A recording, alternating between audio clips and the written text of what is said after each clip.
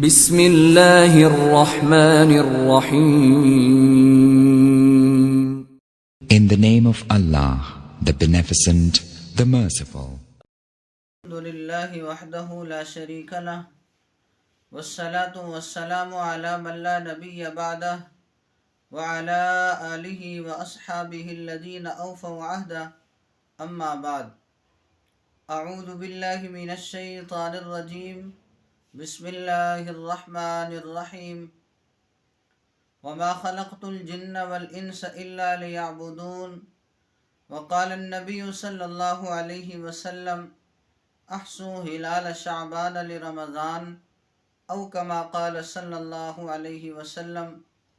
صدق اللہ مولانا العظیم وصدق رسولہ النبی الامی الکریم ونحن علی ذلک لمن الشاہدین والشاکرین والحمد للہ رب العالمین. اللہم صل علی محمد وعلی آل محمد کما صلیت علی ابراہیم وعلی آل ابراہیم انک حمید مجید. اللہم بارک علی محمد وعلی آل محمد کما بارکت علی ابراہیم وعلی آل ابراہیم انک حمید مجید. میرے انتہائی واجب الاحترام معزز مسلمان دوستو، بھائیو، بزرگو، شعبان المعظم کا مہینہ شروع ہو چکا ہے. یہ اسلامی سال کا 8واں مہینہ ہے. اس مہینے کے بہت ہی فضائل ہیں، بہت ہی مناقب ہیں. اگرچہ دیکھا جائے تو اس مہینے کے اندر کوئی خاص عبادت مقرر نہیں کہ جس کو فرض یا واجب کا درجہ دیا جائے. جیسے اس سے آگے رمضان المبارک آ رہا ہے تو اس کے اندر رمضان کے روزے ہیں جو کہ فرض ہیں. اسی طرح ذوالحجہ کا مہینہ ہے، اس مہینے کے اندر حج کی عبادت ادا کی جاتی ہے. لہٰذا یہ مہینہ کوئی ایسا مہینہ نہیں کہ جس کے اندر کوئی خاص عبادت کی جائے جسے فرض اور واجب کا درجہ دیا جائے. لیکن پھر بھی اس مہینے کے اندر اللہ جل شانہ کے نبی حضرت محمد الرسول اللہ صلی اللہ علیہ وسلم نے ایسے اعمال فرمائے ہیں گویا کہ اسے استقبال رمضان اور رمضان کا مقدمہ کہا ہے. تو رمضان کے قریب ہونے کی وجہ سے، رمضان کے ساتھ اس کی قربت کی وجہ سے اس کے فضائل بڑھ جاتے ہیں. اس کو شعبان المعظم کہتے ہیں. گویا کہ 2 لفظ استعمال ہوئے ہیں، نمبر 1 شعبان، نمبر 2 معظم. شعبان کا ترجمہ بعض اہل علم نے لکھا ہے کہ چند چیزوں کا اجتماع. گویا کہ اس مہینے کے اندر اللہ کی رحمتیں، اللہ کی برکتیں جمع ہو جاتی ہیں، اسی وجہ سے اس مہینے کو شعبان کہتے ہیں. بعض اہل علم نے شعبان کا معنی یہ لکھا ہے کہ شعبان شعبن سے ہے. شعب یعنی درخت کی شاخیں پھیلی ہوئی ہونا. تو اس مہینے کے اندر اللہ کی رحمتیں، اللہ کی برکتیں پھیل جاتی ہیں، اس وجہ سے اسے شعبان کہتے ہیں. محبوب سبحانی، ذل رحمانی، پیران پیر حضرت شیخ عبد القادر جیلانی رحمہ اللہ نے غنیت الطالبین کے اندر شعبان کی فضیلت لکھی ہے کہ اس کے ہر حرف سے، شعبان کے اندر 5 حروف پائے جاتے ہیں، تو ہر حرف سے اس کی فضیلت کا پہلو نکلتا ہے. حضرت لکھتے ہیں شعبان کے اندر 5 لفظ ہیں، نمبر 1 شین، نمبر 2 عین، نمبر 3 با، نمبر 4 الف، نمبر 5 نون. شین سے مراد یہ مہینہ شرافت اور بزرگی والا ہے. عین سے مراد یہ مہینہ علو یعنی بلندی درجات کا مہینہ ہے. اس مہینے کے اندر اعمال کیے جائیں، انسان اپنے آپ کو بلند درجوں تک پہنچا سکتا ہے. تیسرا لفظ اس کے اندر با پایا جاتا ہے. با سے مراد بر، احسان اور بھلائی ہے، یعنی احسان، نیکی اور بھلائی کا مہینہ یہ ہے. اس مہینے کے اندر نیکیاں کی جائیں الف چوتھا حرف اس کے اندر پایا جاتا ہے۔ الف سے مراد الفت اور محبت ہے کہ اس مہینے کے اندر الفت اور محبت بکھیری جائے، الفت اور محبت آپس کے اندر کی جائے، آپس کے اندر بانٹی جائے۔ اور پانچواں حرف نون ہے۔ نون سے مراد کہ جو بندہ اس مہینے کو صحیح گزارتا ہے، نیک اعمال کر کے گزارتا ہے، اسے نورانیت حاصل ہو جاتی ہے۔ تو گویا کہ شعبان کے اندر 5 حروف ہیں، ہر حرف سے اس کی فضیلت کا پہلو نکلتا ہے۔ اور دوسرا لفظ اس کے ساتھ بولا جاتا ہے المعظم، یعنی یہ مہینہ عظمت والا ہے۔ اور عظمت میں نے بتائی کہ ایک تو رمضان المبارک کے مہینے کے ساتھ قربت کی وجہ سے اس کی عظمت بڑھتی ہے، اسی طرح حضور صلی اللہ علیہ وسلم نے، اللہ کے نبی صلی اللہ علیہ وسلم نے اپنے ارشادات کے ذریعے بھی اس کی فضیلت کو اجاگر کیا ہے، اور اپنے اعمال سے بھی اس کی فضیلت کو اجاگر کیا ہے۔ آپ صلی اللہ علیہ وسلم کا فرمان سنیے۔ حضور صلی اللہ علیہ وسلم نے ارشاد فرمایا، احصو ہلال شعبان لرمضان، کہ تم شعبان کے چاند کی تاریخوں کو گنو رمضان کے لیے، تاکہ تمہیں پتہ چلے کہ اس مہینے کے اتنے دن ہو گئے ہیں، اب اتنے دن رمضان میں سے باقی ہیں، لہذا احصو ہلال شعبان، چاند کی تاریخیں جو شعبان کی ہیں یہ تمہیں یاد ہونی چاہیے، ان کو تم گنو، ان کو تم شمار کرو۔ ویسے ایک مسلمان اور مومن کی شان یہ ہونی چاہیے کہ اسے اسلامی مہینے کا بھی پتہ ہو، اسلامی تاریخ کا بھی پتہ ہو، اور اس کی آسانی کے لیے کہ بندے کو اسلامی مہینہ بھی یاد رہے، اسلامی تاریخ بھی یاد رہے۔ میرے پیر و مرشد متکلم اسلام حضرت مولانا محمد الیاس گھمن دامت برکاتہم العالیہ یہ ارشاد فرمایا کرتے ہیں کہ بندے کو چاہیے کہ جب چاند کی پہلی تاریخ ہو، بندہ پہلا پارہ تلاوت کرے۔ اب روزانہ ایک ایک پارہ تلاوت کرتا چلا جائے گا۔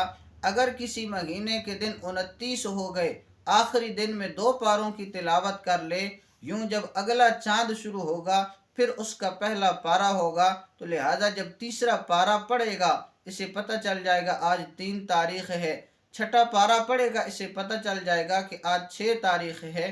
تو لہٰذا اسلامی مہینے کو یاد رکھنے کے لیے، اسلامی تاریخوں کو یاد رکھنے کے لیے روزانہ ایک پارہ پڑھنے کی ترتیب بنائی جائے، اور یوں چاند کی تاریخوں کے حساب سے بندہ چلتا جائے تو انشاءاللہ پارہ بھی پڑھتا رہے گا اور تاریخ بھی یاد رہے گی۔ بہرحال حضور صلی اللہ علیہ وسلم کے اس فرمان کے اندر شعبان کی فضیلت اجاگر ہوتی ہے۔ اسی طرح حضرت انس رضی اللہ تعالیٰ عنہ کی روایت ہے، اذا دخل رجب، کہ جب رجب آ جاتا تو اللہ کے نبی صلی اللہ علیہ وسلم اللہ جل شانہ سے یوں دعا فرماتے، اللہم بارک لنا فی رجب و شعبان وبلغنا رمضان، اے اللہ ہمارے رجب اور شعبان کے اندر برکت دے، ہمیں اتنی زندگی عطا فرما کہ ہم رمضان المبارک کے مہینے تک پہنچ سکیں، اس لیے کہ رمضان المبارک کے مہینے کے اندر اللہ جل شانہ نے بڑی ہی رحمتیں رکھی ہیں، برکتیں رکھی ہیں۔ اللہ جل شانہ انسانوں کی مغفرت فرماتے ہیں، بخشش فرماتے ہیں، تاکہ رمضان کی رحمتوں کو، برکتوں کو ہم سمیٹ سکیں۔ یا اللہ ہماری زندگی کے اندر برکت دے، ہمارا رجب بھی گزر جائے، شعبان بھی گزر جائے اور ہم رمضان المبارک تک پہنچ جائیں۔ یہ آپ صلی اللہ علیہ وسلم کا فرمان بھی شعبان کی فضیلت کو اجاگر کرتا ہوا نظر آتا ہے۔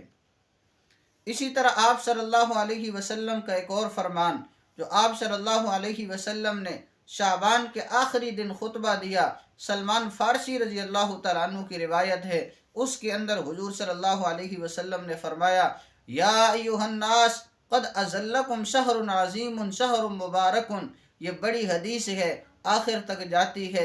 حضور صلی اللہ علیہ وسلم نے فرمایا، اے لوگو، تمہارے اوپر ایک ایسا مہینہ صائبان بن کر آ چکا ہے جو کہ مہینہ عظمت والا بھی ہے، جو مہینہ برکت والا بھی ہے۔ لیلۃ القدر کا تذکرہ حضور صلی اللہ علیہ وسلم نے فرمایا کہ یہ مہینہ غمخواری کا مہینہ، یہ مہینہ مواسات کا مہینہ، یہ مہینہ ہمدردی کا مہینہ، آپس کے اندر محبت بانٹنے کا مہینہ، غریبوں کی مدد کرنے کا مہینہ، طرح طرح کی چیزیں آپ صلی اللہ علیہ وسلم نے اس حدیث مبارکہ کے اندر بیان فرمائیں۔ تو یہ 3 فرامین ایسے ہیں کہ جن سے شعبان کی فضیلت کو 4 چاند لگ جاتے ہیں۔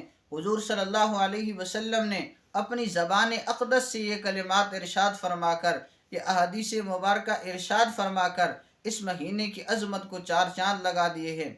اسی طرح آپ صلی اللہ علیہ وسلم نے اپنے عمل کے ذریعے بھی اس مہینے کی عظمت کو 4 چاند لگائے ہیں۔ امی عائشہ صدیقہ رضی اللہ تعالی عنہ کی روایت ہے، ان عائشہ رضی اللہ تعالی عنہ قالت ما رأیت النبی صلی اللہ علیہ وسلم، کہ میں نے آپ صلی اللہ علیہ وسلم کو نہیں دیکھا استکمل صیام شہر الا رمضان، کہ کسی مہینے کے حضور صلی اللہ علیہ وسلم نے پورے روزے رکھے ہوں سوائے رمضان کے۔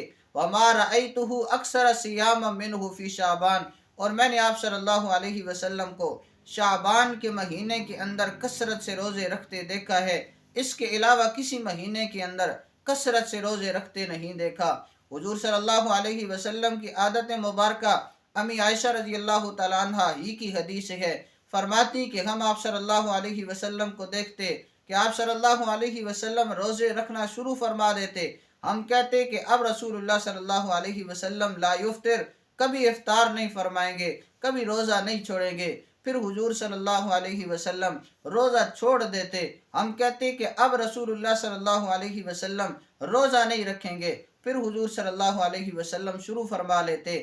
یعنی کہ اکثر آپ صلی اللہ علیہ وسلم روزے کے اندر ہوتے، لیکن آپ صلی اللہ علیہ وسلم سوموار کا روزہ رکھتے، جمعرات کا روزہ رکھتے، ایام بیس کے روزے رکھتے، لیکن شعبان کے اندر بہت کثرت سے روزے رکھا کرتے تھے۔ اس کے علاوہ کسی مہینے کے اندر اتنی کثرت سے روزے نہیں رکھتے تھے۔ ایک حدیث مبارکہ کے اندر فرمایا کہ آپ صلی اللہ علیہ وسلم تقریباً پورا مہینہ ہی روزے رکھتے تھے، لیکن تھوڑے سے دن کتنے ہوتے؟ 2 دن یا 3 دن، اس لیے کہ حضور صلی اللہ علیہ وسلم 27 کو روزہ نہ رکھتے، 27، 28 اور 29، کبھی یہ 3 دن بن جاتے اور کبھی 2 دن بنتے کہ آپ صلی اللہ علیہ وسلم 2 دن روزہ چھوڑ دیتے تاکہ جسم قوت پکڑ لے اور جسم کی نشاطی اور چستی یہ بحال ہو جائے۔ آگے رمضان المبارک کا مہینہ آ رہا ہے جس مہینے کے اندر فرض روزے ہیں تاکہ وہ فرض روزے ادا کرنے کے اندر انسان کے لیے آسانی ہو۔ اور پھر حضور صلی اللہ علیہ وسلم نے اپنی ایک حدیث مبارکہ کے اندر شفقتاً ایک نہی فرمائی، اذا بقی نصف من شعبان، کہ جب شعبان میں سے آدھے دن رہ جائیں فلا تصوموا، تو تم روزہ نہ رکھو، اس لیے کہ انسان کمزور ہو جائے گا، نحیف ہو جائے گا۔ نفلی روزوں کے چکر میں ایسے نہ ہو کہ فرض روزے رہ جائیں۔ حضور صلی اللہ علیہ وسلم نے شفقتاً منع فرما دیا۔ ہاں 3 بندوں کا استثناء ہے، ایک وہ بندہ جو اپنے روزوں کی قضا کرنا چاہتا ہے، یہ ان دنوں کے اندر روزوں کی قضا کر سکتا ہے۔ دوسرا وہ بندہ کہ جو بندہ طاقتور ہے، اسے یہ خطرہ نہیں ہے کہ اگر میں اکثر روزے رکھوں رمضان المبارک کے مہینے کے اندر میرے روزے رہ جائیں گے، صحت ٹھیک ہے، وہ بندہ بھی روزے رکھ سکتا ہے۔ اور تیسرا بندہ وہ کہ جس کی پہلے سے ہی عادت چلی آ رہی ہے کہ وہ مخصوص ایام کے روزے رکھتا ہے، جیسے اگر کسی کی عادت ہے وہ سوموار کو روزہ رکھتا ہے، جمعرات کو روزہ رکھتا ہے، تو اب آخری جو 15 ایام ہیں ان کے اندر سوموار بھی آئے گا، جمعرات بھی آئے گی، وہ ان دنوں کے روزے رکھ سکتا ہے۔ اس لیے کہ یہ نہی ایسی نہیں ہے کہ جس کی وجہ سے یہ کام بالکل ممنوع ہو جائے، مکروہ تحریمی ہو جائے، بلکہ شفقتاً حضور صلی اللہ علیہ وسلم نے منع فرمایا کہ جسم کمزور نہ ہو جائے، پھر جو فرض روزے ہیں وہ نہ رہ جائیں، اس وجہ سے حضور صلی اللہ علیہ وسلم نے منع فرمایا۔ بہرحال میں نے آپ کے سامنے چند فضائل شعبان کے رکھے کہ شعبان کے لفظ کے اندر بھی فضیلت ہے، المعظم، عظمت کا حامل ہے۔ کیوں؟ اس لیے کہ رمضان المبارک کے ساتھ قربت ہے، رمضان المبارک کے قریب ہے، قربت کی وجہ سے فضیلت عظمت بڑھ جاتی ہے۔ اور پھر آپ صلی اللہ علیہ وسلم نے اپنی زبان اقدس سے ایسے کلمات، ایسی احادیث ارشاد فرمائیں کہ جن کی وجہ سے اس مہینے کی عظمت بڑھ جاتی ہے۔ آپ صلی اللہ علیہ وسلم نے اس مہینے کے اندر روزے رکھے اور اپنے عمل کے ذریعے بھی اس مہینے کی عظمت کو 4 چاند لگائے ہیں۔ اور اسی طرح ایک جو نہی ارشاد فرمائی وہ میں نے آپ کے سامنے رکھا کہ وہ نہی شفقتاً نہی ہے، 3 صورتوں کے اندر استثناء ہے۔ اگر کوئی بندہ روزے رکھنا چاہتا ہے ان 3 صورتوں میں سے تو پھر وہ اپنے روزے رکھ سکتا ہے، بالکل روزہ رکھنا ممنوع نہیں ہے، لیکن کم از کم آخری 2 دن یا آخری 3 دن بندہ روزہ چھوڑ دے تاکہ انسان کا جو جسم ہے اس کے اندر سے کمزوری ختم ہو جائے، چستی آ جائے، نشاط آ جائے، طاقت بحال ہو جائے، تاکہ جو رمضان المبارک کے مہینے کے فرض روزے ہیں وہ انسان کے نہ رہیں بلکہ وہ اپنے فرض روزے اچھے طریقے سے مکمل کر سکے۔ اللہ جل شانہ مجھے آپ کو یہ تمام باتیں سمجھ کر عمل کرنے کی توفیق عطا فرمائے۔ وآخر دعوانا ان الحمد للہ رب العالمین۔